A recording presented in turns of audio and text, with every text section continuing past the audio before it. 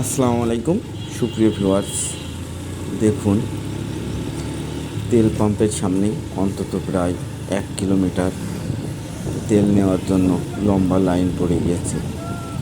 তো আসলে কাকে দোষ দিব বুঝতে পারছি না।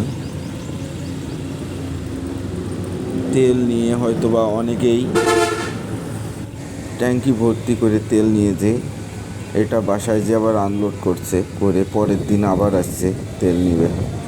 তো এই জিনিসগুলো আসলে যদি আমাদের চিন্তাভাবনা থেকে না যায় তো আসলে এই তেলের সংকট যাবে না।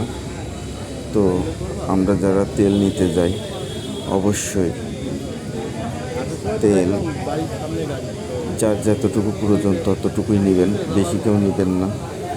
ভিডিওটা ভালো লাগলে লাইক, শেয়ার, কমেন্ট করবেন।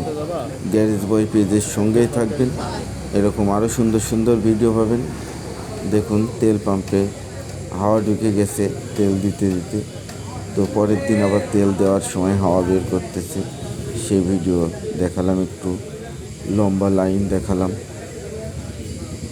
তো আমরা যারা তেল পাম্পে অযথাই ভিড় করছি, তেল নিচ্ছি, বেশি দামে বিক্রি করছি, এগুলো আর করব না।